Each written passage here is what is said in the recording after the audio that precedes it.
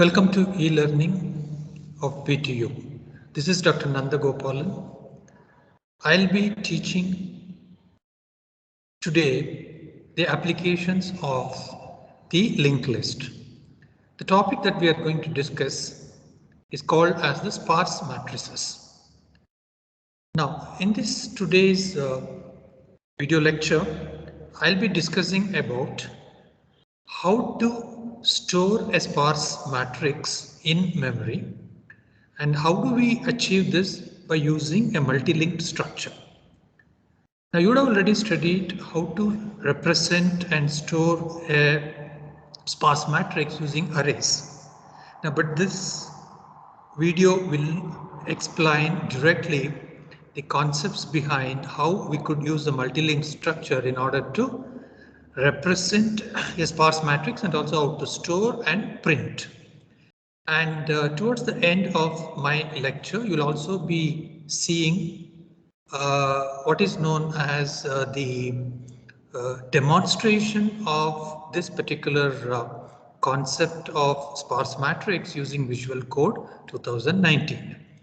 I'll be just showing you the step-by-step procedure of how we could design all these things in C and run the program for some sample data as well. So we'll just move on to the PPT now. Let me just share.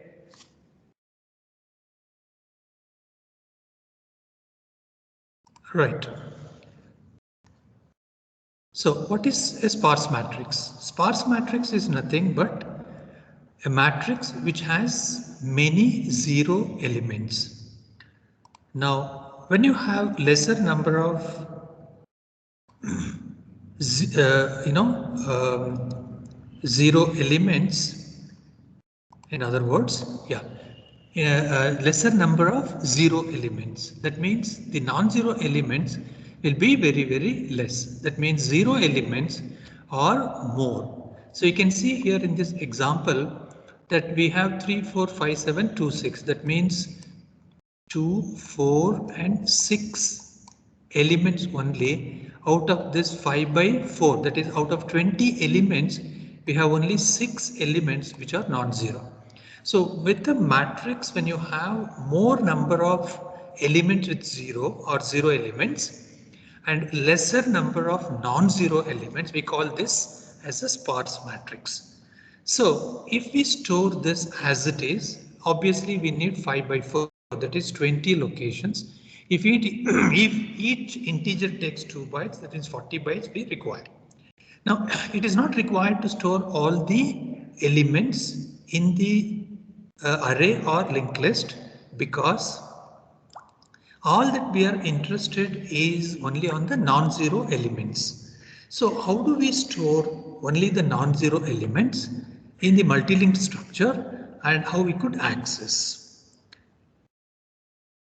Now first of all, we should have the knowledge of how the structure, the node structure of the sparse matrix will look like. So we are going to store all these elements, non-zero elements, in the form of a linked structure. So it's not going to be like a row-wise structure where for each row you have a linked list, something like that. No, it's not like that. The entire matrix should be accommodated or should be represented or implemented using a multi-linked structure. So we will see that in the next slide, but before that, we need to understand what is the node structure for two types. One is called as the header node, another one is called the elemental node. So we have to store row-wise the elements or column-wise. In other words, we have a row and column and also the value for each of this non-zero element. Okay, so when I say it is an elemental node, we will be storing what is the row ID and the column ID of the non-zero value. For example, if I have this, if I call this as 0, 1, 2, 3, 4, similarly this is a column 1, 2, 3, then you can see here 3 is 0, 2. 3, the non-zero element, occurs at the cell value 0th row and the second column. So 0th row and the second column, the elemental value is 3. Right? So this is what we'll be storing in the elemental node. Now, when we come to the pointers, we have two pointers here, down and right, which is same as the header node as well. Okay, so this will point to the down. That means this is a pointer which points to the downward list. I'll show you that in the next slide, what exactly it points to. Similarly, it points to, in other words, it's the column actually. Now this points to the row. That means on the right of the next node or the next element, which is a non-zero element. So we will just store only the non-zero elements for in each of these elemental node. So supposing if I have 6 non-zero elements, I will have only 6 elemental node. Whereas the header node structure is slightly different, where the down and right is same as the elemental node, whereas this next is not. Now we don't require the row, column value, etc. We need only the pointer pointing to the next header node, either on the row side or on the column side. So we will just see how we could use these two node structures in order to represent the sparse matrix in the form of a multi-linked structure. So you can see here that I have 2 pointers, and here also I have 2 pointers, and I will also have another, header node, which is a common kind of a header node, single header node, which connects all these nodes, which is similar to the elemental node, but with a difference. Okay, let me not confuse you now. So we will just consider only 2 types of nodes to start with. That is header node, which has 2 pointers, down and right, and it also has a next pointer as far as this portion is concerned. So we have 3 compartments here or 3 fields here, whereas the elemental node has 5. So row, column value of the non-zero element, and the down and right. So only 2 pointers here. Now here we have 3 pointers. Okay. Now let us show. Yeah. This is the slide which now gives you an example of how we could represent a sparse matrix in the form of a multi-linked structure. Take a closer look at first this matrix itself, where I have the 4 by 5. So this actual matrix, if you see, there are 5 by 4. So 5 rows and 4 columns. So this is a 5 by 4 matrix. Now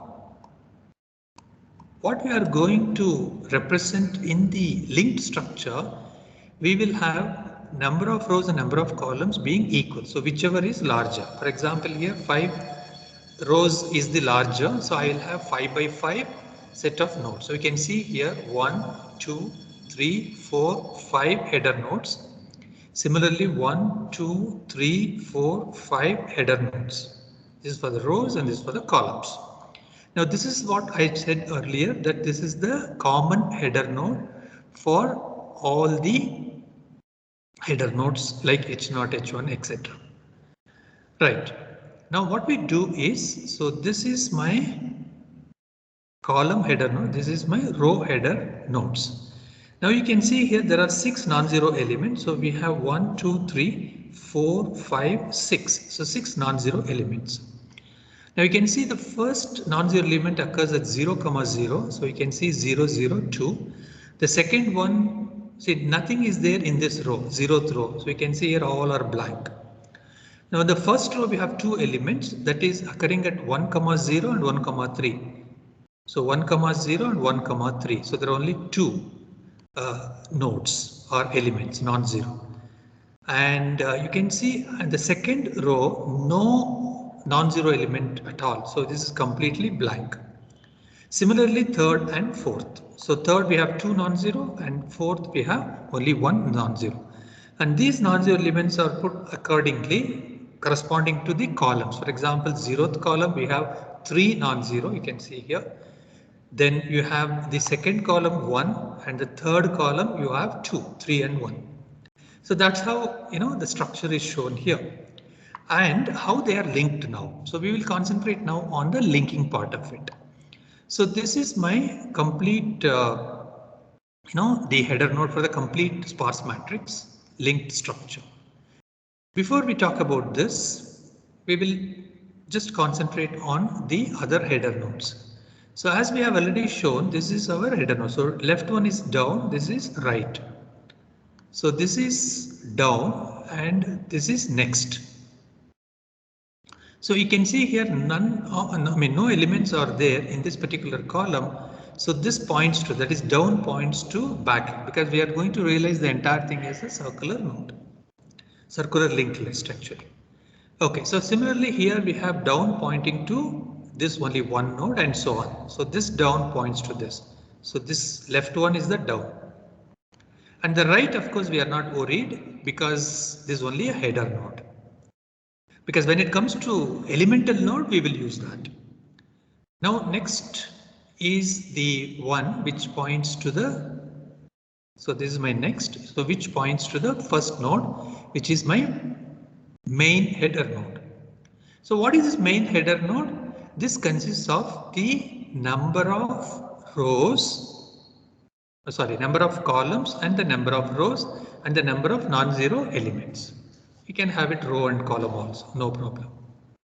Okay, so the dimension of the matrix and the number of non-zero elements is stored in this. And this also helps in connecting all the header nodes. Now, when you come to rows now, you can see here this header node is for the first row, that is 0th row. So which points, that means next pointer points to this, which indicates that there is a non-zero element. And since we don't have any other node after this, so the right pointer of this, this is the right pointer of this points to the header node. Similarly, the right pointer of this points to the header node of the first row. And since we don't have any element non-zero here in the second row, so the right pointer points back to the header itself. And this is true for even this and this, third one and the fourth one. Right. Now, how about the columns? So in the column, the header node, this is my down. Okay, this is my down, which points to the next available element, and this down pointer again points to this element in the next row. So these are all going to connect the column elements. And you can see here when there is no column element, this down will point back to the header node itself. This again down pointer, etc. So the down pointer will connect all the elements in the column, and the next pointer, right pointer will connect all the elements in the rows, corresponding row. So now we can see that all are linked. I mean, every element actually is linked properly, and we can go through this linked structure very easily, provided we have to store, of course, these pointers, the pointers of all these header nodes in the global array. I'll show you that in the next slide. So how do we actually design the structure in C language or algorithmically? So here I'll show C language because I'm going to talk about the same thing, later on also. Right. So what we have here is the complete structure being shown in the form of the linked structure. So now how do we design the structure?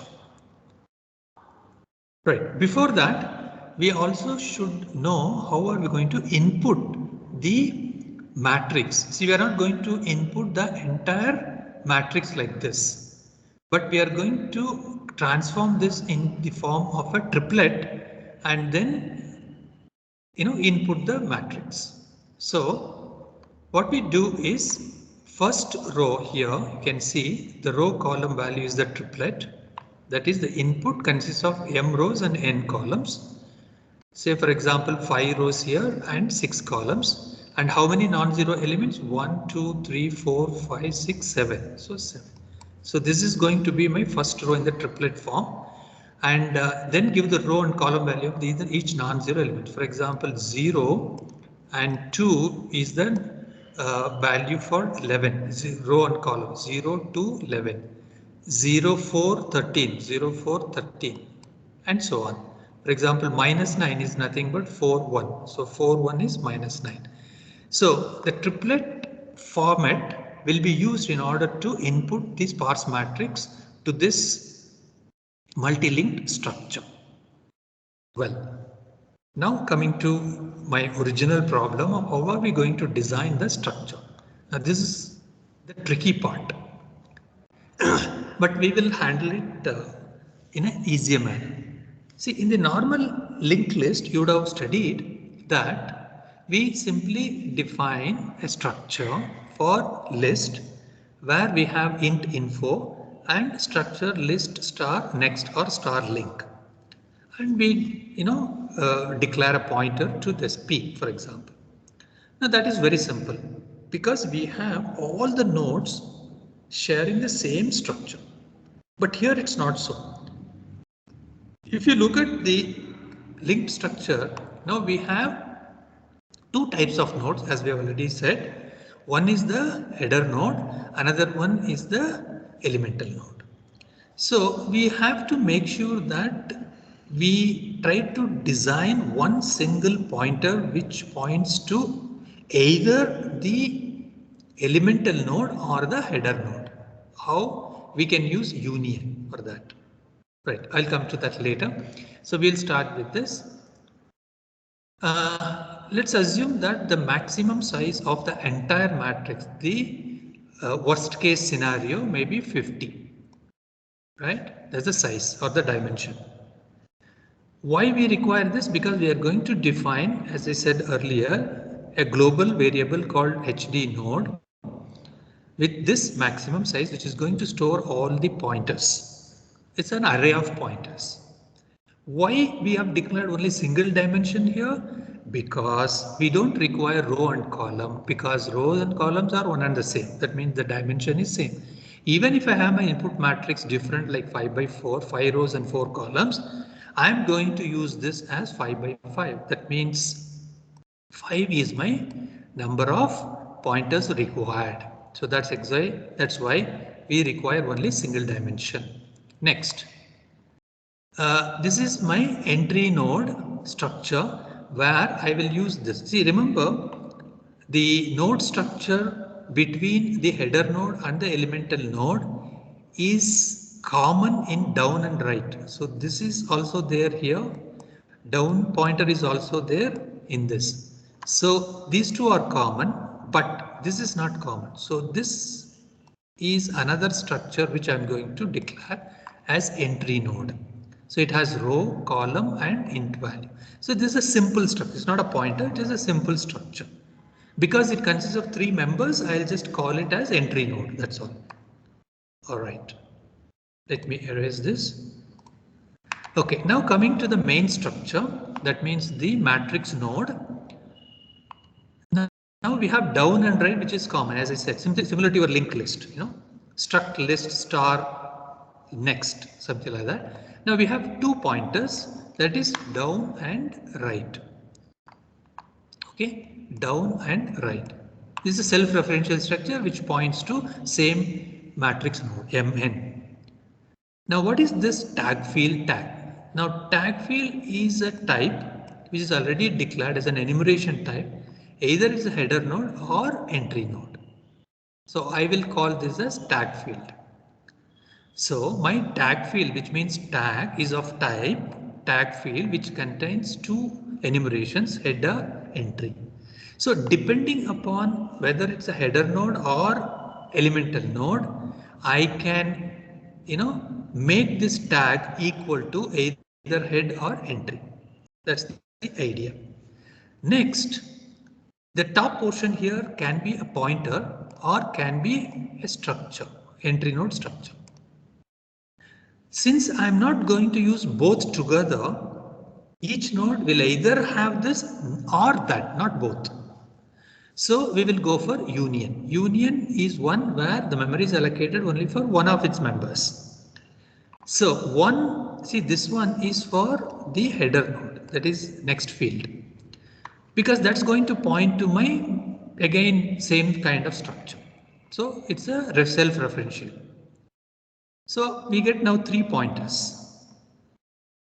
But another member can be this one, that is entry. What is this entry? It is of type entry node. What is entry node? It is nothing but this. So now I have got two types of nodes, one a header or a elemental node. So that can be decided very easily. So now I have defined this structure main one. So I can have a pointer to this called as type definition structure mn star mat. So this is my main point, something like star p, which we normally use it in linked list. Right. So having defined this now, the main structure, now we can go for the programming part, how to read the matrix and how to print it. Now reading of course is quite lengthy, and printing of course is very easy, but reading is not straightforward because we have two types of nodes. So whenever we get a non-zero element, before we create or add this non-zero element to the matrix, we should create first header nodes, then start adding this. So the sequence of operations is quite lengthy. So let us now go to the programming part of it, how to read a sparse matrix in the multi-linked structure. So I will straight away go to the Visual Studio Code 2019 instead of showing it here.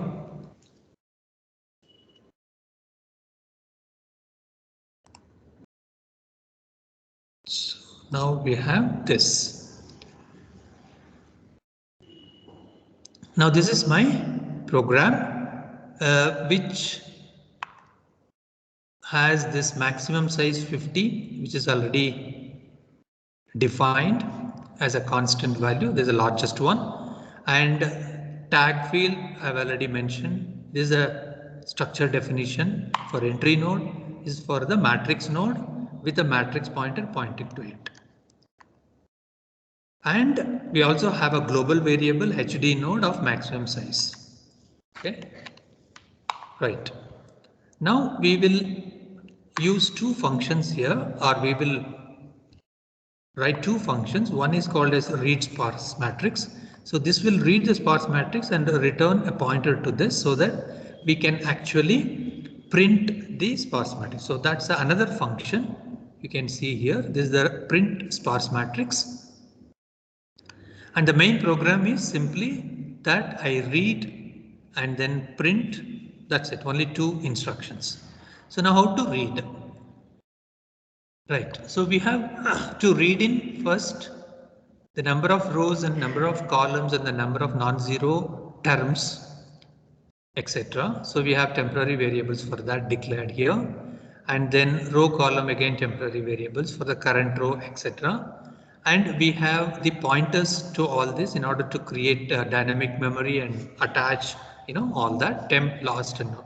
So last will be useful so that every time when you attach a node, it becomes easier, last of next to the next node. Okay, now we have to first read it. The first row itself will be the number of rows and columns with the number of non-zero terms or elements. So first one, number of header pointers will be the maximum. I told you, even if it is 3 by 4 or 3 by 6 matrix, we'll simply take the largest of it or larger of the two. So we have a small statement here. If number of columns is greater than number of rows, then number of columns will go to the number of heads, otherwise rows. So we will select whichever is larger. Now set up the header nodes first. So we have the temporary variable node for which we get the dynamic memory similar to any linked list.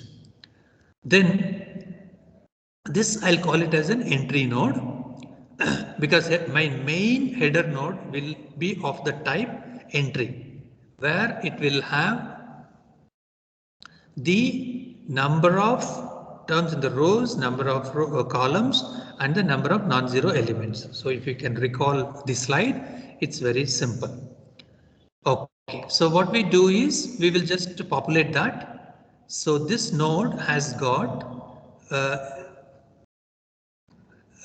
the members U, under that you have entry, under that we are accessing this row. So I'll just go to the slide so that, yeah, the structure definition, or I can show it here itself. Yeah.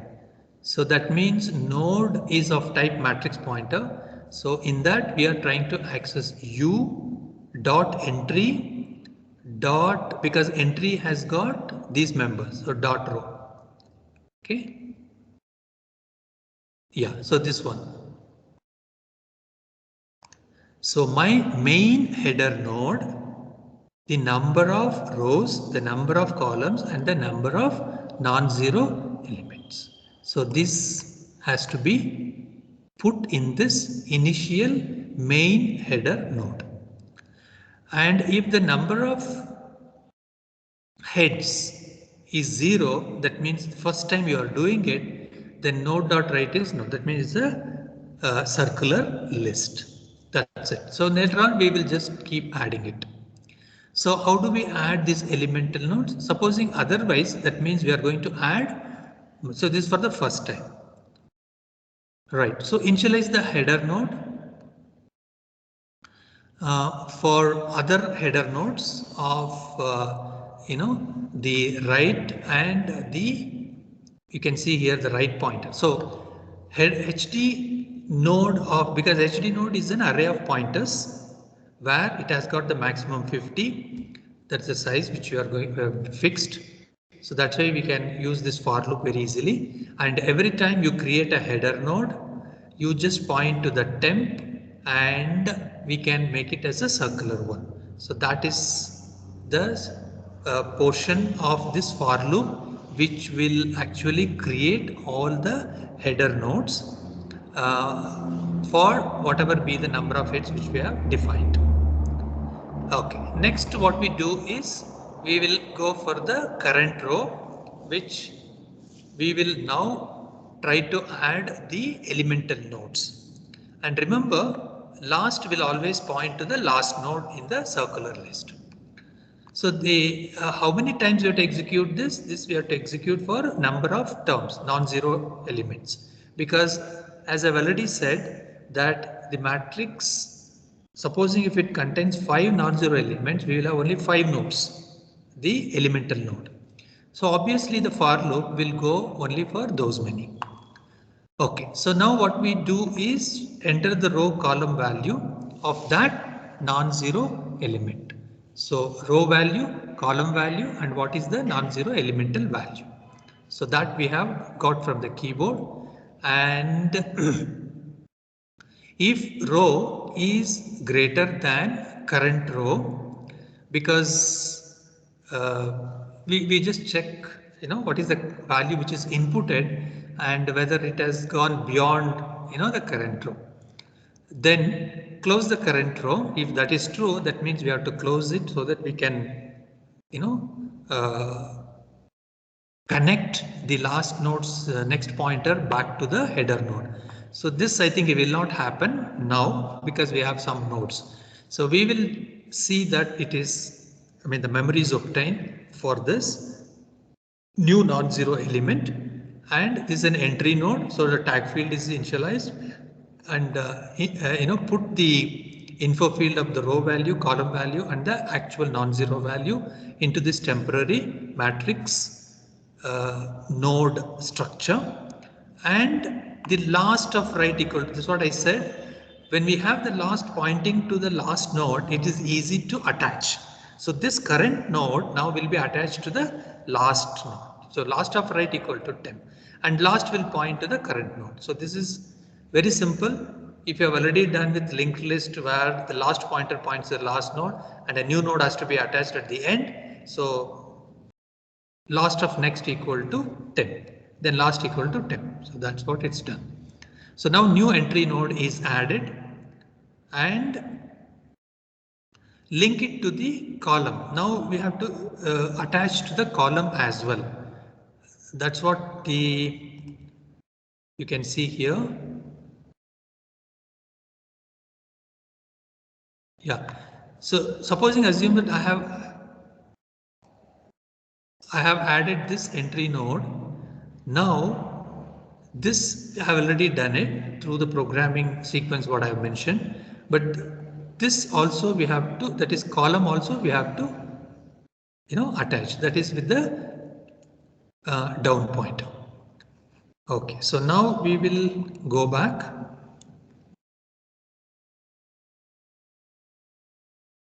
You can see here down pointer will be attached to the temp, and again next HDF column you have next will point to the temp. So this completes the reading of all the elements, I mean non-zero elements, and attaching horizontally as well as vertically, that is row wise and column wise. Now once you finish this, then you can connect the remaining header, I mean the last nodes, the next pointers back to the header nodes. So you can see here the right pointer of last to the header nodes. Similarly, close all the column and link all the header nodes together as well. So this portion is for that purpose. Then return the final pointer to this entire matrix, because this node is the one which points to my original header node. So this is the starting point which we have shown. Okay, so there is one pointer which points to the main header node. In turn, the header node will point to the header nodes of all row wise and also the column ones. Then we have the row header nodes connected to the non-zero elements. So both row and the column.